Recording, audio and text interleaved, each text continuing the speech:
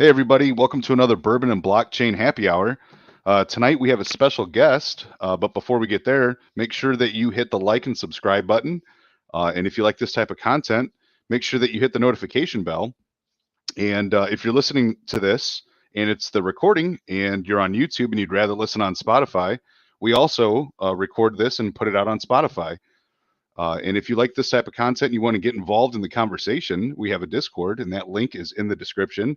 Come check us out. It's free to join, Bourbon and Blockchain Discord, and we'd love to have you and have a conversation. So tonight, we're going to talk specifically about a couple projects that we like to discuss in our Discord. So tonight, we're going to talk about StrongBlock and about different things that are going on with that project. And we're also going to talk about yield nodes. We have an interview that we did recently with the CEO of yield nodes. And then we'll talk about a couple current events. But before we get into that, let me bring up our special guest, because we also want to talk about another project that is very relevant and recent. So I'd like to bring on Lulu onto our stream. Hey, Lulu, how are you? Welcome, Hello. Lulu. Hi, thank you so much for having me last minute. I'm really good. Really, Yeah, really good. yeah. So we're excited to have you. Today's a very special day, and Yeah. we'd like for you to tell us why it's such a special day, please. It is a very special day because today was the launch of my first NFT project that I've been planning for a while. Congratulations. Thank you. Yeah, I'm super happy. I'm still quite kind of in disbelief, to be honest, that it's actually happened after all this time. Yeah, I mean, so we've, just a little background clarification. So Yeah. Lulu is in our group. She's in our Discord. She's a member. She also has her own NFT project, and we've been, communicating with her and supporting her along the way. We're not partnered in any way, but she has a great project that we'd like to get behind, and it's an amazing thing that she's doing over there, and we really, really enjoy working with you. So it's great to have you on here. Thank you. Yeah, I really, really appreciate that. It's like I love my just introduction to your group, as I was just saying before. I just love that it's small and it's quality over quantity, and I just really appreciate stuff like that in the crypto space because it's quite overwhelming sometimes. So it's been just a great experience to meet Yeah. all of you. Yeah, absolutely. And so I'd like to hear a little bit about your project, your NFT project. Could you tell us a little bit about Yeah. what it is and all the little details? We want to hear about it. Yeah, of course, of course. So basically the project, the actual title of the project is called See You in the Metaverse. And there's 600 NFTs, and they're all like, I'm an artist, that's my job. Now I'm an illustrator. So they're all made by me. Um and I just had I had the idea to do it about over a year ago, where I was just sort of starting my career as an artist. I actually quit my job to do it full time in August last year. Oh And man, you then jumped in head first, yeah, I completely. did. I don't do things by halves. Yeah, that's right.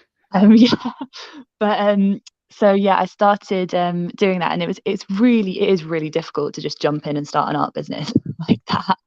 And I was noticing more and more people getting into NFTs. And I'd a bit of background. I've been loosely in crypto for 3 or 4 years before, so I had quite a good base knowledge of it. And to be quite honest, at first I told myself for quite a while that my style didn't fit with NFTs and that I probably couldn't do it. And because I was looking at all these, very similar projects, PFP projects, and just thinking, yeah, I can't do this. And I had so many people telling me that I should, but I could just see all these obstacles. So I didn't. But eventually, I sort of came around to the idea, and then when I started actually doing it and building, making friends here, building community, I was like, yeah, there's no reason for me not to. I need to do this.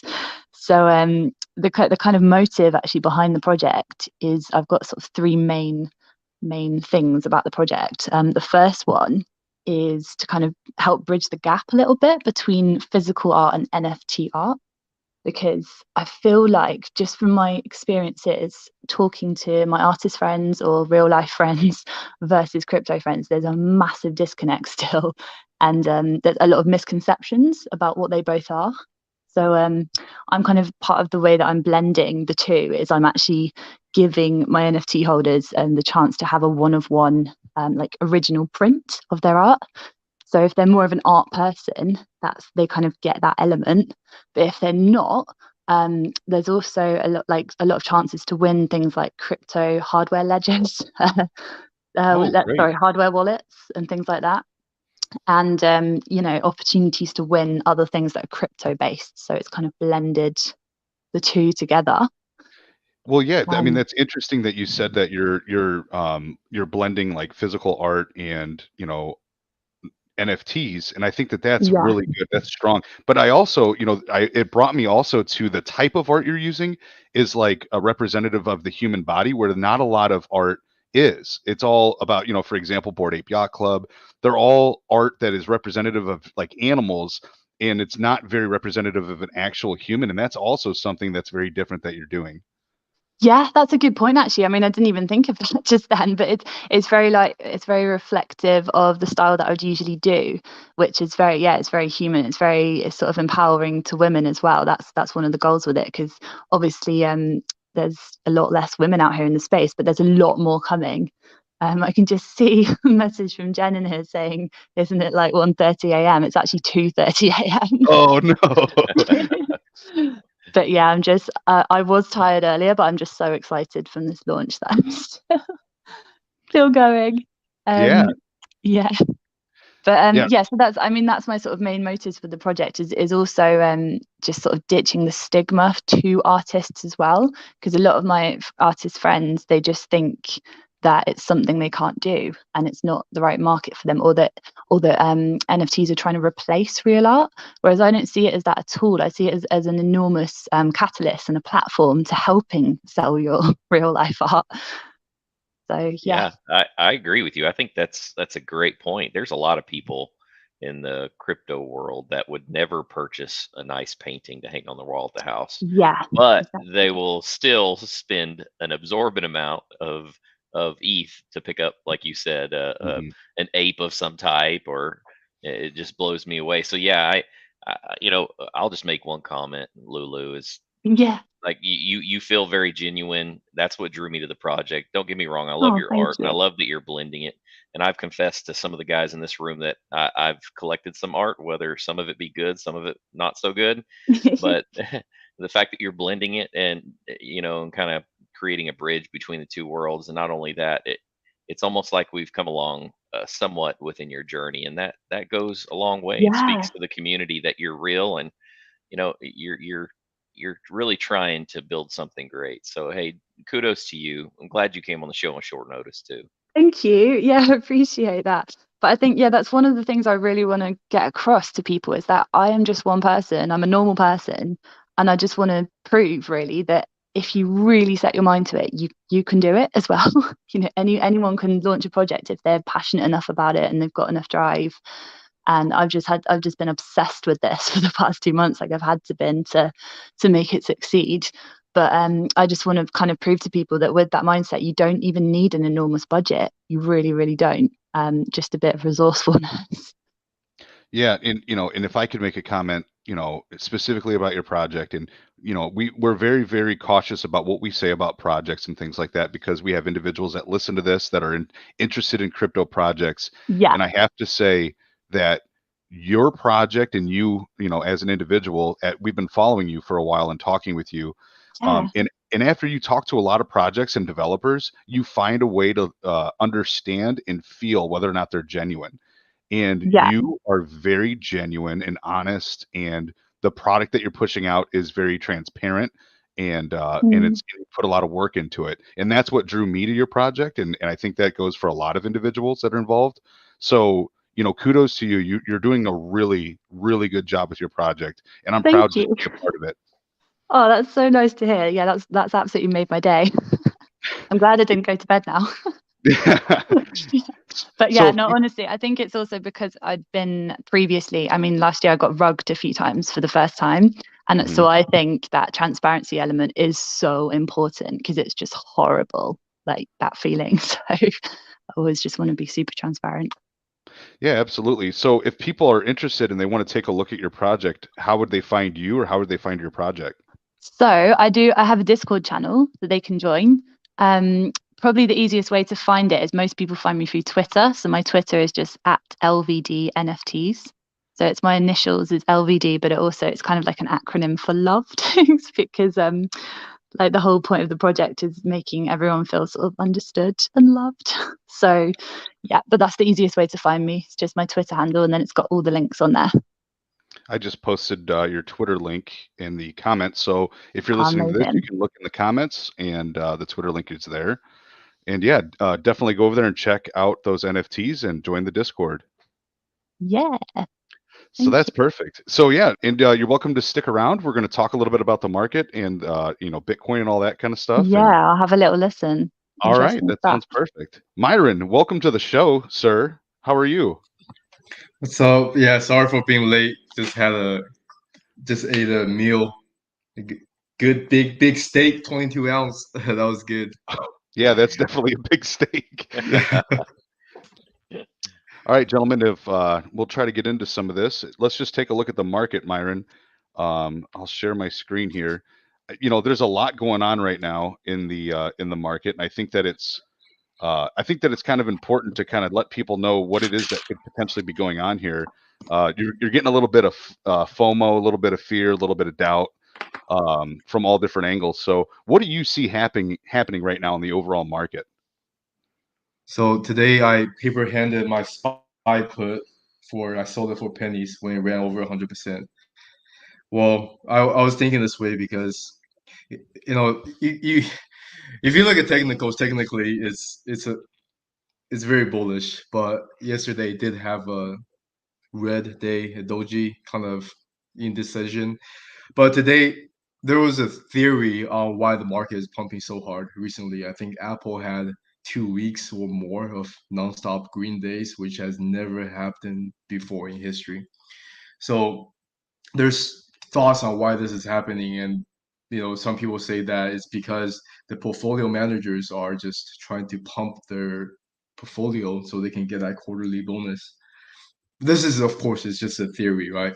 And instead of being down so much percent, they just buy whatever and say, hey guys, we're only down a couple percent, which is not a big deal. So still collect the bonus. But today is getting time to that restructuring period of time where maybe they got a bonus. Now it's like, oh, maybe we feel like this is a little bit too risky here.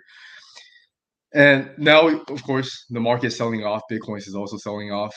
But after running so hard, maybe we do need a little bit of pullback. I'm not bullish on the market. You have to play by technicals sometimes, but hey, on the fundamentals, I really don't like where we are in terms of inflation, in terms of our economy, in terms of things going on in the world. But in terms of chart, yeah, it's really bullish. But I am very bullish on Bitcoin. And so maybe this is a pullback for people who missed out on the train, like me, to watch for re-entry position.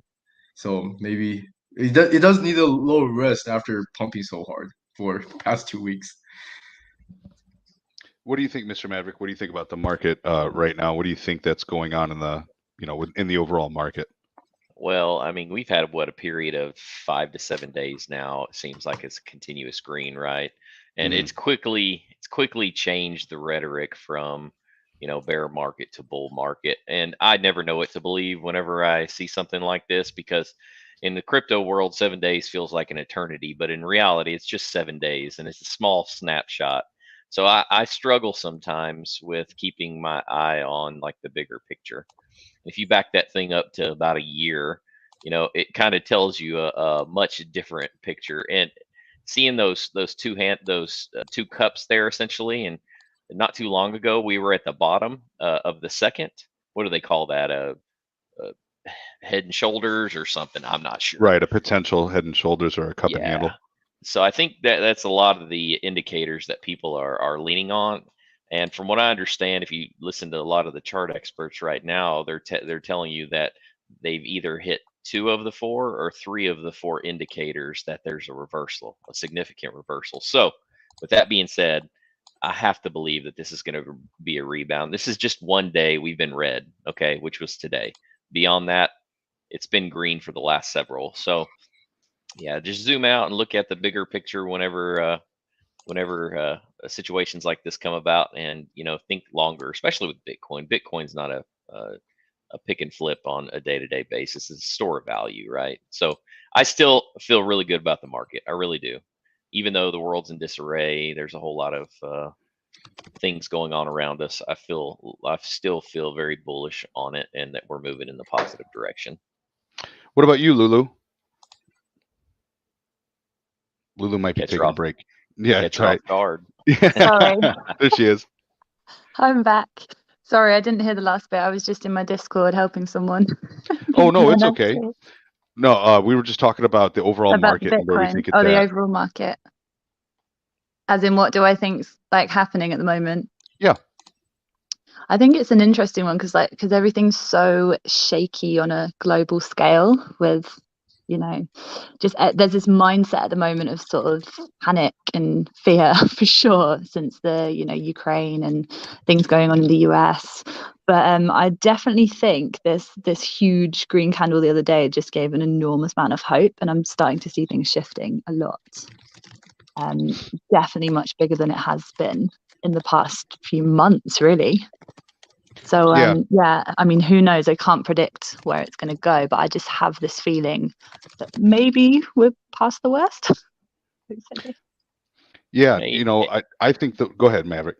no, Draco, I was just going to ask you, historically, tomorrow's the first of the month, right? Right. Historically, what's April been like? So typically, April's been good. I mean, Myron, correct me if I'm wrong, Yep, but that's right. April is always good. Not Yep, always, but majority. typically good. No, I want most to of the say, time like, it's pretty if I green. remember, like, I don't have it in front of me, but I wanted to say like 7 out of the past 9 years, April's been a positive month for Bitcoin, and significantly positive, right? Right. Yeah. So I mean, I personally think that this is like what you were saying. I think that this is just, temporary action right now that we can look at. I don't think that this is an indicator of the market going in one direction or the other. I think that you have to look at, the last month we've been going in an upward direction almost, and you can't cancel that out with one day of negativity, right? So let's not get ahead of ourselves. And I do think that we had to cool off because, we've been going positive since it looks like about the 15th we started going upward, right? So, from the 15th to the 31st, that's 16 days of green candles. You got to cool off a little bit. And I think that that's healthy. If we didn't cool off, it'd kind of like make you think a little bit more about what's going on. So I think we just need to cool off a little bit. And, we'll see from there. But if we come down and test some numbers back in the, the 44,000 range, 44,000, and then bounce off of that, if we see a hard bounce, that's really bullish for Bitcoin. So, and the whole market's going to follow Bitcoin, right? So we'll see. I mean, I guess time will tell, if you will, right? I mean, some of these alts pump like crazy with this run. Yes. You look at Zeal, Yeah. it was up like 300% since since this market started moving. Of course, they got news. I don't remember what news it was, but they did get news that's led to this. So if you look at the first pump, that was around 100%, right? We're kind of leveled out a little bit. Then because I have some money on KuCoin futures, and I noticed they added Zill on KuCoin futures a day or two ago. I was like, oh man, maybe I'll buy some, but nope. Yeah, after that point, it pumped another like 100%. It's crazy, man. Yeah. Yeah. I think there's a lot of money coming into the market. I was kind of listening to some other individuals talk, and they were kind of saying that people left crypto alone for a while. After November, they walked away from it and said, I need a break, and it's going down. It's going into the negative. I'm going to take a break from it. And you could kind of tell, like, people were still talking about it, but not as much. And now that sentiment, the overall conversation is starting to slowly come back as the market goes up. So I think we're going to see a little bit more of that as we continue forward. All right. Draco, do you have any alts that you really like?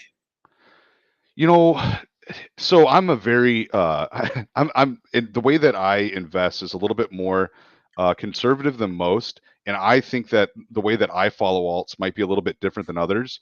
So typically, what I like to follow, I like to group my funds into chain tokens. So like chain tokens being like Cardano, Terra, Avalanche, Polkadot, BNB, Polygon, Chronos. Those are like your big chain tokens that you could follow. Oh, and Cosmos is another one. And when you get into those chain tokens, you pick the ones that you think that are going to be successful, and ones that are relevant right now, and buy the bottoms and ride them up.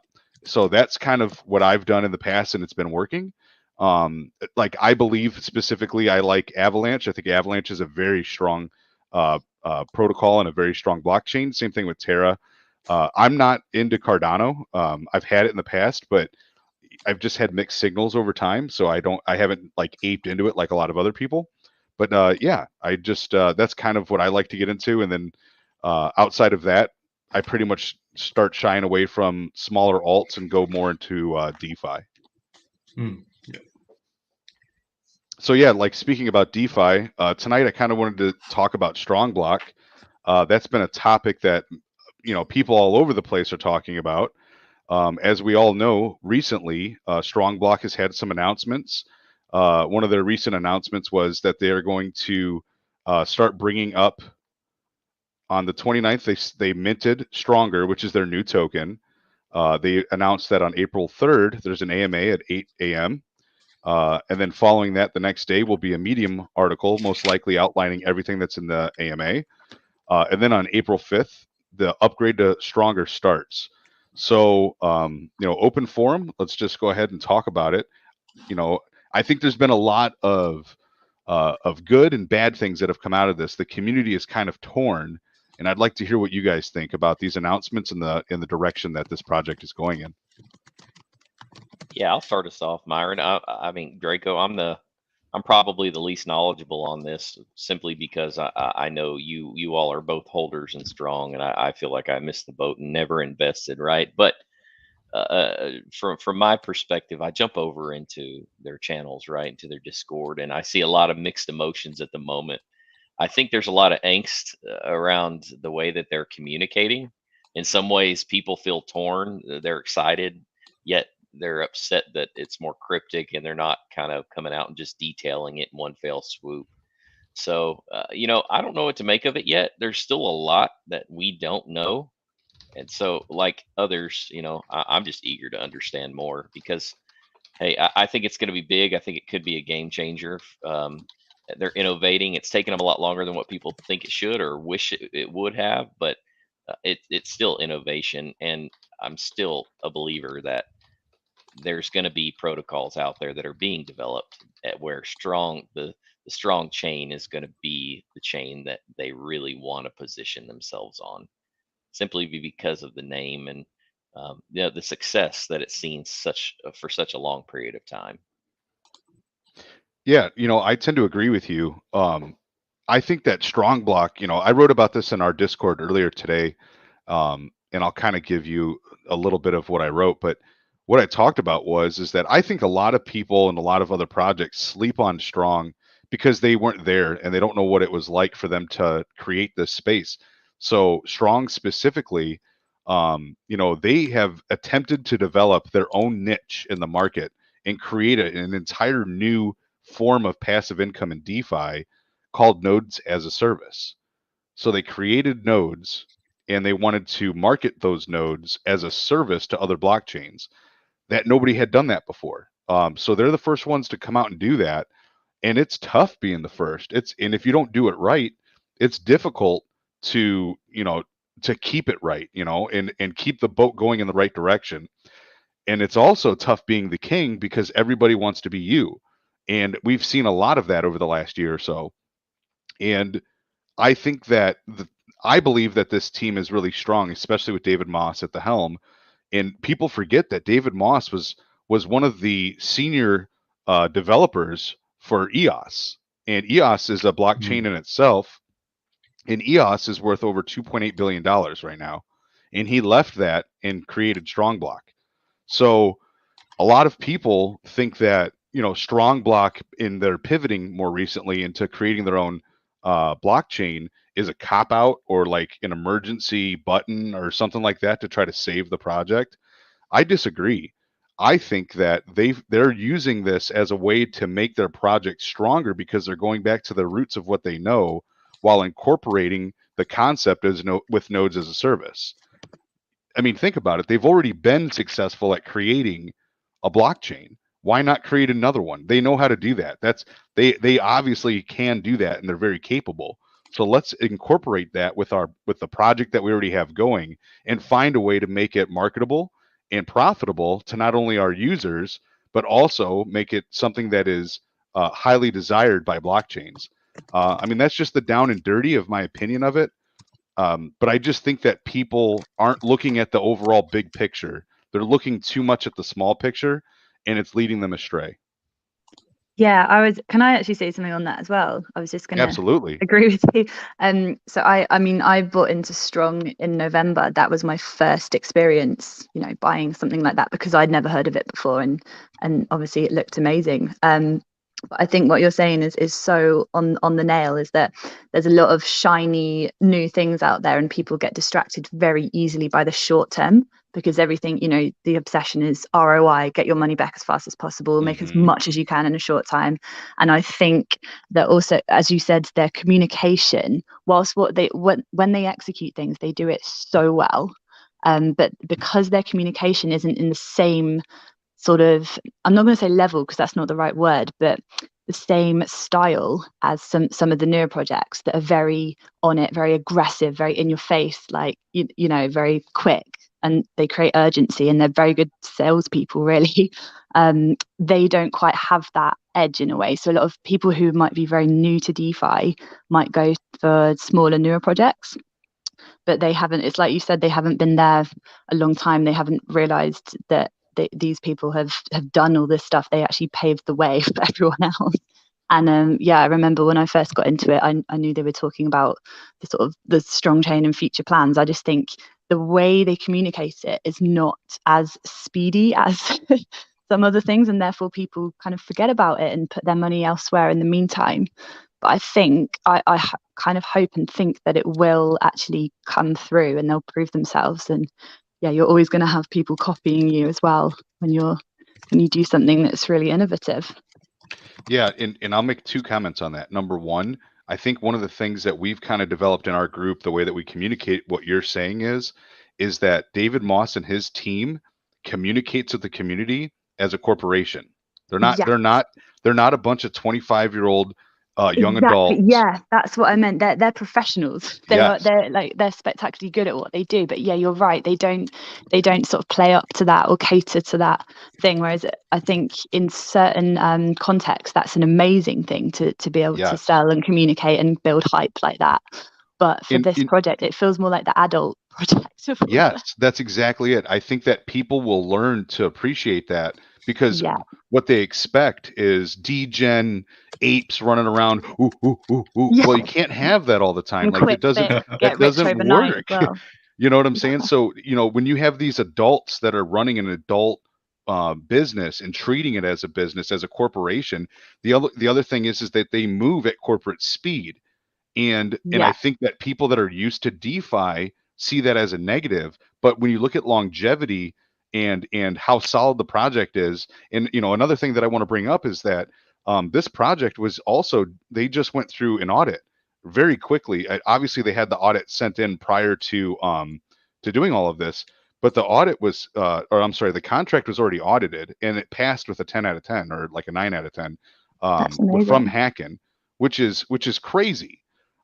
So that means that they've taken a lot of time and paid a lot of attention to this. And in order to do that kind of stuff, in order to get that type of product, you have to have amazing developers.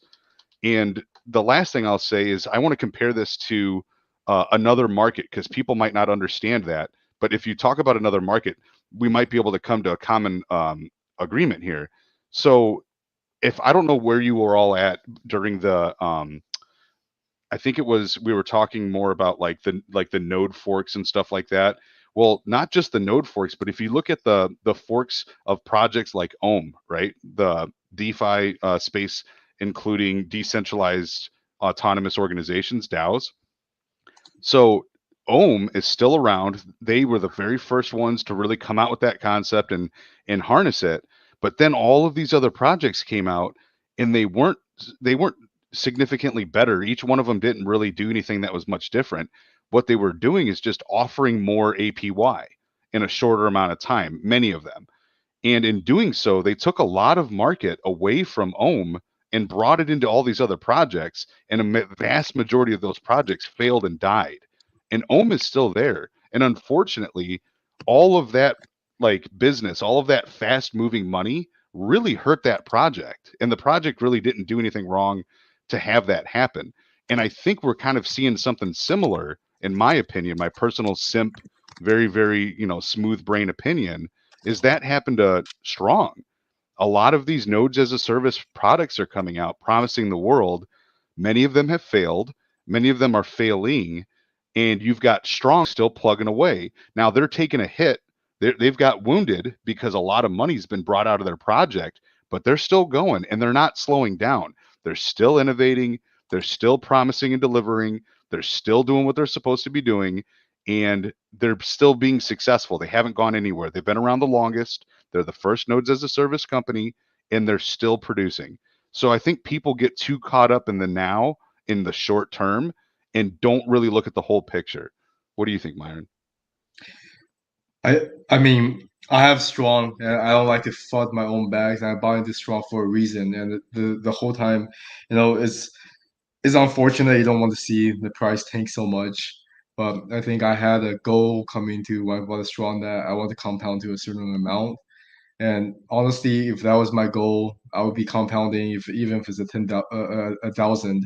So I guess for me, it really doesn't matter if the short term price is this bad, and it is bad. It dropped a lot, but I think I believe it. I bought in for a reason, and the reason wasn't just because, oh yeah, I'm gonna make my ROI back so quick, but because this team, I do like that they were docs. I do like that they have experience behind them. So I'm hopeful to this. I haven't looked too much into the recent news on Strong, but so I'm hopeful. Hopefully everything works out. And for now, I'm still gonna be compounding towards my goal. Then I'll decide what to do from there. And I have my mind made up when I got into Strong, and I was gonna follow through with my plan. And I actually have a quick question for Maverick because Maverick's the only one that doesn't have any Strong. So Maverick, what would make you? I guess what was Strong need to do for you to be like, okay, I'm gonna buy some now?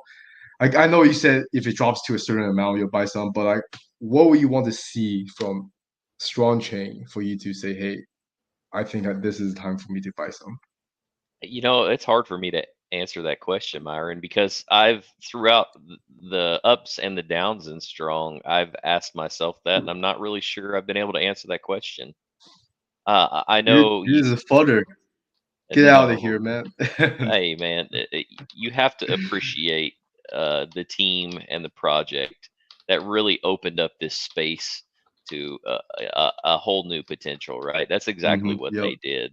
It created a lot of the world that we live in right now. They're the innovators. They're the originals. So um, I don't know how to answer that yet, Myron. I'm gonna have to see a little bit more. I would have to understand a little bit more too, and I think that's some of the problem with some of the investors who are in there complaining is that not all the information's available to them. I'm not impatient because obviously I don't have any money tied up in it myself, but um, I think that I'll maybe have a clearer picture on that whenever I can see the future a little bit better.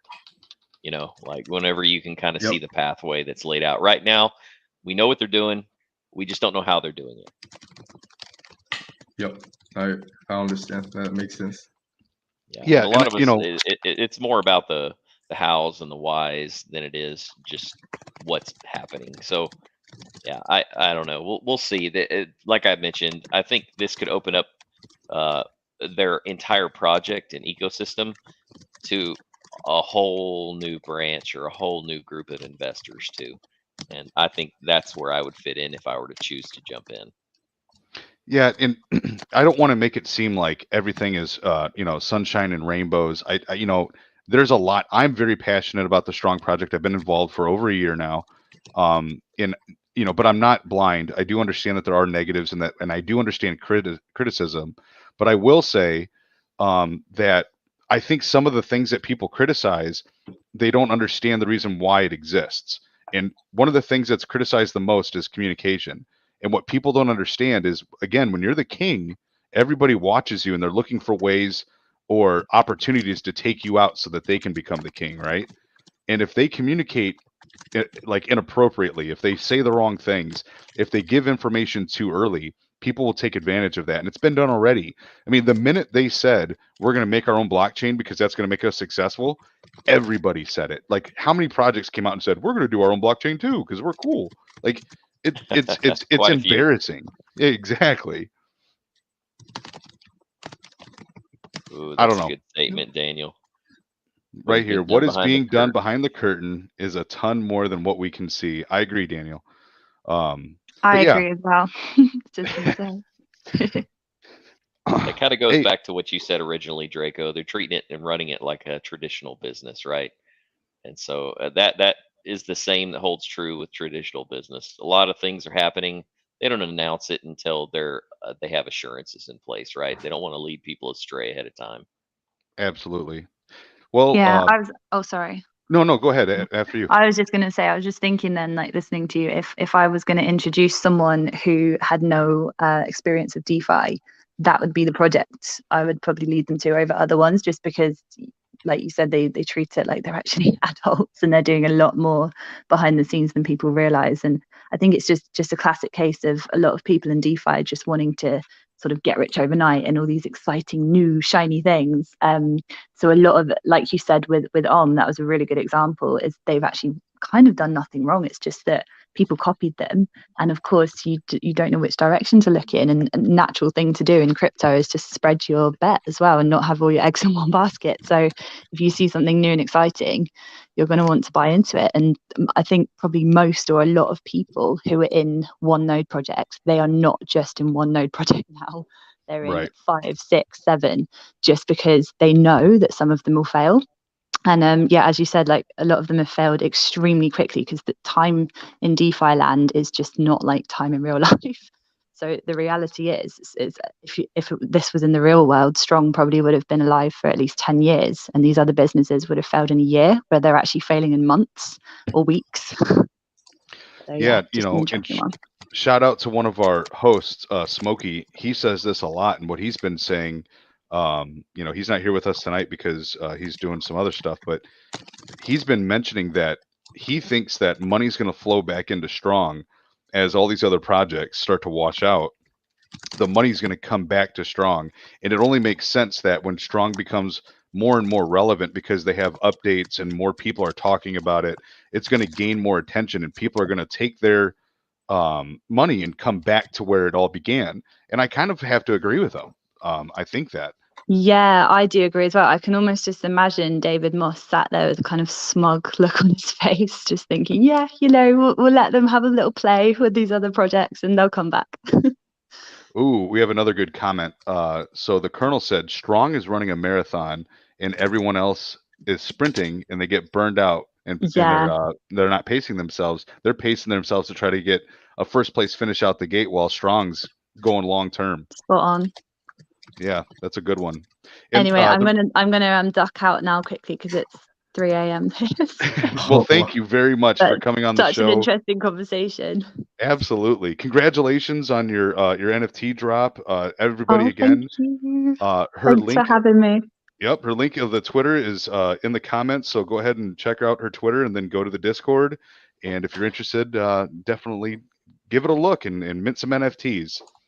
Yep. Amazing, and thanks. The official launch and sale starts tomorrow for those that weren't whitelisted too, correct? Yeah, it does. I can't wait. But I'm going to listen back to this conversation tomorrow, so can't wait to hear the rest. Absolutely. Well, thank you very much for joining us and have a good night. Oh, thank you too. Bye. Bye. Thank you. Bye. Yeah, so, and the reason why I put this up on the screen, so they got that Hacken audit, and in that Hacken audit, they did really, really well. It says right here that, they're a 9.4 out of 10, which is really high. All of the really main things right here are very high, and their documentation is low. And after looking at this and looking at everything, I think their documentation quality is low because they're slowly rolling out announcements to their project, quite different than the way that other projects work, where they try to get everybody on board right away and give as much information up front. They're kind of doing the opposite. They're slow rolling the information. So I could see how that could potentially negatively affect the audit. All right, so we can move on to the next one. We could talk about yield nodes. So we did an interview with the CEO of Yield Nodes, last week, and it was really good. I really enjoyed the interview, and I really enjoyed the information that we got from that interview. And I know both of you have listened to the interview, so I'd like to hear some of your feedback on the project and what we've learned about them in such a short amount of time. Okay, I guess I'll go first. So what I like about Yield Nodes, and I even listened to another interview that he did before. What I like is that they're claiming that what they're paying out is less than what they're actually bringing in, which means that there's no posinomics in Yield Nodes, which is unique. I think a lot of these projects still has a little bit of that, and I mean even with Strong, I don't believe that if there's no more buying that they will be able to sustain the whatever price it is, because I still don't believe right now they're bringing enough income to pay out this massive amount of rewards that's being produced. So that's a thing that really stands out to me. Yield nodes that they have that, and I think they in that interview he also said there's going to be another audit that where he's going to bring people to where he is to go through, I guess, take a look at all they're doing again. Right? Yeah. So they do every two times a year they do an audit by members in Malta. So they have people are selected and they go to Malta and they show them everything. When you become a member, there's a section in there where you can actually see photographs and meet the people that are doing the audit who are members, and see a bunch of photographs and pictures of their facility and everything. Yeah, that's really cool. Yeah, I don't know where Malta is, man. I'm that ignorant. It's south of Italy. Okay. Right? I'm pretty sure it is. Yeah, too expensive for us to fly to. Yeah, it's far, far, far away. Should I drive over there or what? Yeah. How much gas would that cost you? Oh, geez, you'll never make it. What about you, Maverick? Yeah, hey, it was a great interview. To what Myron was speaking on at first, that was one of the most profound things that came from that is that essentially they're building up a small pool of reserves, right? So where they can continue to pay more of a consistent allocation to those persons participating in their program, even if they were to see a sudden downturn in the market, because we know the sudden downturns don't last long. At least we don't think the bear markets are lasting as long as they used to. But we've talked about this in private before as well. The fact that yield nodes is not tied to any one specific token, right? You don't earn rewards back in their unique token. You don't have the same dynamic from a node where the market could shift sudden on that specific token, and all of a sudden your ROI is exponentially longer. It's just such a cool concept, right? Again, it feels more like a business. And just to be straight, I have KYC'd with them. I have signed up in the process just right now, and it feels much more legitimate. Okay, well, if you want to put it that way. And I just think it's a great concept. There's diversification in it, and from my 8 brain, it seems like running a master node like they are across many platforms, that you could gain a little more consistency in valuations long term. So I love what they had to say. The team seems really strong and transparent. They're willing to go on camera with just about anybody and really talk what they have in the pipe works for them. So I don't know. It's something that I'm personally bullish on. Again, do your own research, but all research that we've uncovered so far, I believe they're going to be around for a significant amount of time. Yeah, I tend to agree with you. The things that I liked about them is that they're a docs team. I didn't really know until I did more research that they have a system where you can pick somebody that is a benefactor of your funds if something were to happen to you. So you can actually sign up and then put somebody else's personal information in there and set it that if you don't log in for 3 months, 6 months, a year, or whatever your time frame is, that they'll automatically start reaching out to that other person and say, hey, this person hasn't logged in. Are they okay? Blah, blah, blah. And if something happened to you, they can claim your masternode. They can start to, assume some of your investment. And I think that that's insane. I don't know any other projects that do that. Like I said, I'll admit I haven't looked specifically for projects that do that, but I've never seen one. So I think that that's crazy. And then another one that they offer, and it's actually right here on their page. At some point, it says in here that if you don't get your returns, if we don't hit a mark of 5% for 3 consecutive months, we will allow you to take your funds out, whether you're at month 1, month 2, or whatever. We'll open it up and allow you to get your investment out. So it says it right here. Should the yield drop below 5% for 3 consecutive months, your rental payment will be returned along with any accrued profits if compounded. We're not going to mess with you. We're just going to give it back to you. Wow, that's And huge. that's your I didn't know choice. that. Yeah. And then when we did our interview, I'm not going to ruin it all. You got to go listen to it if you're interested. But in our interview, he actually said, there's been many times where we've waived the 6-month waiting period. We try not to do that because it makes our project stronger. It gives us more stability. But if you want to pull your money out, there's an emergency fund removal program where you sign up and say, hey, I've only been in for a month, but I want my money back. And they'll give it back to you. So, I mean, a lot of the negatives that people have, like the 6-month lockup and stuff, have become less relevant based on the project themselves and what they've committed to doing. So, I mean, yeah, I think those are the things that I like the most. The one thing, the things that I have criticized them on and talked to them about, and there's not a whole bunch. I'm not trying to beat them up. I don't like that the audit is just the in-person audit with several, just a couple people. I think that's a good thing to do. I think they should continue to do that, but I think they should have more external audits and have more transparency on their wallets and what projects are making how much money. I think that more of that needs to be relayed to the investors, but that's just my opinion. I'm not running their company, so that's an outsider looking in, and that's just my opinion. But I do think that they could be a little bit more transparent about that.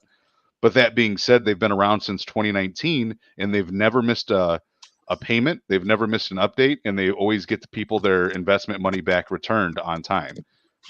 So if you look at the reviews, there's a lot of them, and people, they always say, whatever you say, what you say, I get my investment return every month right around the exact same time, and then they've never missed it. Yeah, I found their response to the audit questions pretty intriguing too, because I think they're right? Like, what else do you base the audit on, right? Like, Right. who has the experience to perform an audit on an organization like this?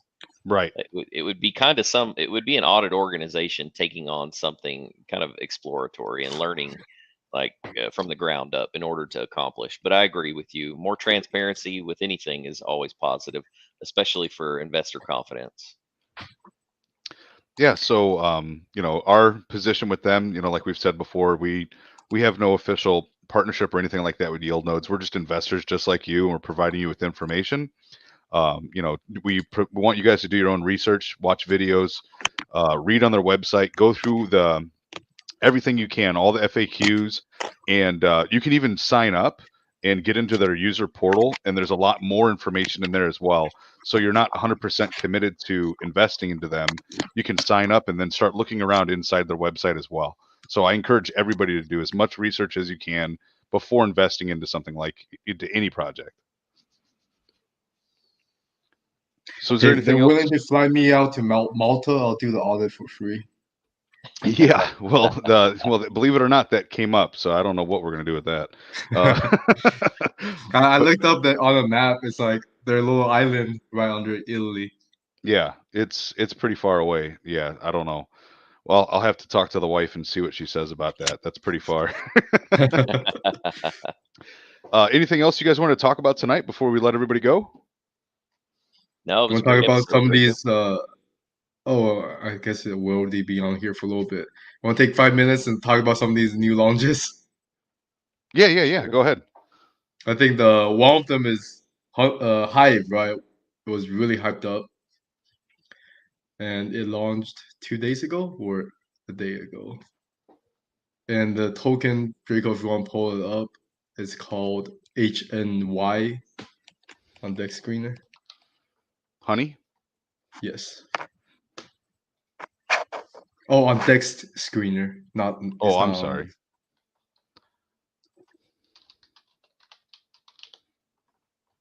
Oh boy. I'm not gonna be able to pull it up. It won't let me because I'm on private. Oh. Yeah. Here, Well, open it up on your screen and I'll share it. okay. So here. So did it do well after it launched? Well, kind of. And let me. So I'm share trying my to pull screen. it up on another one. Yeah, let me know if you. So basically, I'll just say what happened. So right when it launched, I think they had something went wrong. They sold $1.2 million worth of honey, and it caused this huge red candle. So the whitelist price was $100, and it tanked it down to around 70 or something. So anyone who got it in around 70, they got it under whitelist price, and people were grinding hard for that whitelist for hype. So after they sold it, they say, "Hey, it was an error in our contract. We have all the funds. We'll start buying back." They still haven't bought any back yet, but of course the price pumped up all the way up to $300, and now it's back to 240 something, which is still a nice, close to 2.5x. But there's a huge sales tax. It started off as 45%. It decreases by 5% every single day. So I had a friend that had a whitelist. He allocated a little bit. I allocated a little bit. We started seeing price tanking, and we did sell. We took that hit, and it was a little bit shady because you couldn't sell for a while. Like the selling transactions just weren't going through. So they were talking about like you have to do OTC and things like that. But we sold. It was still in profit. It's not as much of a profit as if there wasn't that tax, but it's still profit. And I'm happy with the profit. But man, like I will kind of watch it, and I didn't load up because I don't trust it. That's all I have to say. Were there any other projects that launched? The one that Maverick talked about, Horde, which Oh has a yeah. very interesting concept. Yeah. Can you Do explain you want me that? to pull Yeah. up the charts, or since you Yeah, can please. do? If you Okay. can pull them up because it's not letting me pull them up on Deck Screener. Okay. Yeah, so the Horde, just to highlight the concept, was I believe they have, so their contract it's highly regulatory. Okay, so they're aiming at long-term sustainability at a specific range. Okay, and that range is anywhere from 95 to $105. Where it becomes a little gray for me is how that's accomplished, but essentially their contract buys and sells tokens in order to fluctuate the price to keep it more consistent. They must have some sort of a reserve pool that, a certain portion whenever you buy or sell the token goes specifically to this reserve pool to help buy and sell within the contract to stabilize the price. But if you zoom that thing out, it's been 7, 8 days, 9 days now since launch. You see that it's grown quite a bit, and then it leveled out all on the first day. So a great concept. I still, again, this is exploratory to me, right? No contract has ever done this that I'm aware of before to try and maintain the price, but really innovative. And I think another thing about it that's pretty unique is that the nodes or the plots, I think is what they refer to them as, the plots actually they disappear. They have a shelf life of 300 days. So it's 1% a day ROI. And then after those 300 days, if you want to continue, obviously you have to purchase another. So, hey, I have no idea what the future holds for this, but kudos for innovation. At least, this is definitely thinking differently. And this could attract some serious people, because a lot of people, this is what they care about is sustainability, predictability. And if they can hit the nail on the head in some form or fashion for a longer period of time, I mean, that's great. So we'll see how it goes. Just another unique launch that happened that I've kept an eye on pretty close. I mean, that's a very interesting concept with the 300 days where you stop getting rewards, and that relieves a lot of I think the issue with the crazy amount of inflation that we're seeing in these projects.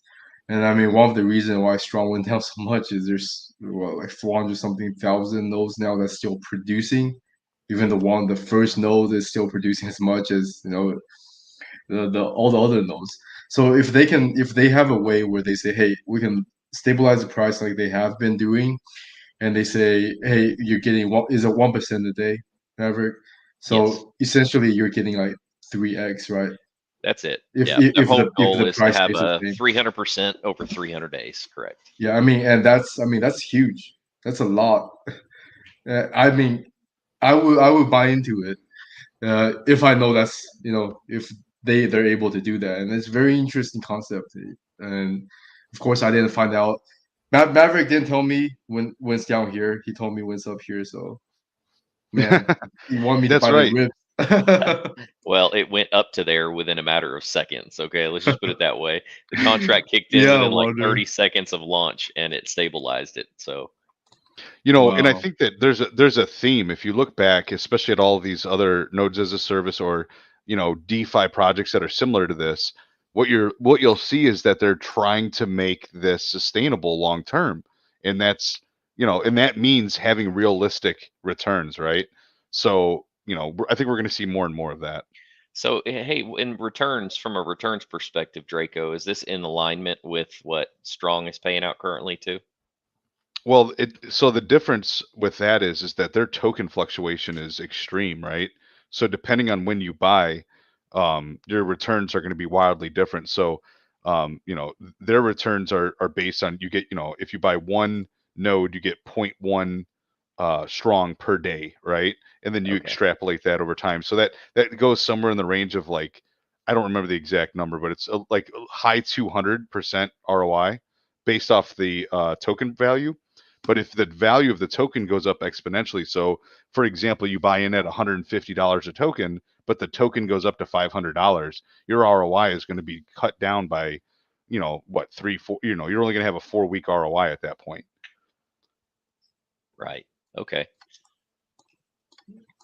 Yeah, and I guess I'd be curious to know if this diminishing node model actually, works as intended, and the whole lifetime concept of rewards is a little misleading, or it has been outside of the Hmm. Strong world, right? Mhm. So for somebody to stop and say, "Hey, no, look, we know that there's a shelf life," just again, I think it's an innovative tactic, right? Hmm. Yeah. There's another one that launched. It's like ever something, but I can't remember. I was trying to search it up, but I can't remember. That's all right. We can put it in next time. Yeah, I think but I think those are some of the new ones this week. Yeah, I'm gonna look into Horde more. That looks like a good project, and I saw a couple people do video reviews on them as well. So it's obviously getting a lot of attention. So I definitely want to take a look at it. Yeah. Well, great. Well, hey, it's been a great evening. I don't have anything else if y'all do. No, I'm good to go. This is Yeah. a great conversation. It was great to have Lulu on here. I really like her project, and I hope her all the best. And she's one of our members. So if you're in Bourbon and Blockchain and you guys see her around, be sure to congratulate her and chat her up because she's really excited about her project, and I think it's doing really well right now. So, but if that's what everybody else, if nobody else has anything else to add, it was great. I had a great time tonight. Yeah, I'll say something about Lulu's project, or just I guess in general, because I wasn't here in the beginning. It really means a lot, I think, when you can talk to a dev and you kind of get to know the dev, right? So the one of the reason why even with a huge tax that I still decided to sell Hive is because I don't really know the devs. Well, maybe they're trustworthy, maybe they're not. I don't know. Haven't really talked to them.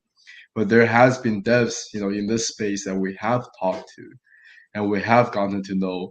And I think, I was talking to Maverick that, if this was a different situation, it was a different project where we know the devs, I wouldn't be so hurry to maybe sell it because you have that I guess that trust, and it's very necessary in this space. I think that's one of the reasons why I'm not really panicking too much about Strong either, because I do I do somewhat believe in David Moss.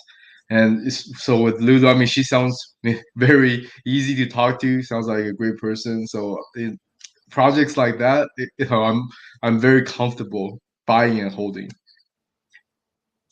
Yeah, I agree with you. And we talked about that a little bit when you weren't here. Is some of the characteristics of her and her projects is that she's transparent, and that she's very real and gritty and tangible. It's something that you can kind of look at, and it's very surface level project where there's nothing kind of hidden there. It's very genuine, and that's one of the things that drew me to her as a developer and her project. And I'm just glad to be a part of it, and I think it's a really fun project to be a part of. All right. Yep. Well, hey, I appreciate all your guys' time. Thank you all to all the listeners. We really appreciate you. And we'll be here again. We're coming on Mondays and Thursdays, and it's great to talk to everybody. So have a good night, and we'll be seeing you guys around. It's great, Draco, Myron. Good Have a night, good guys. evening. Have a good night.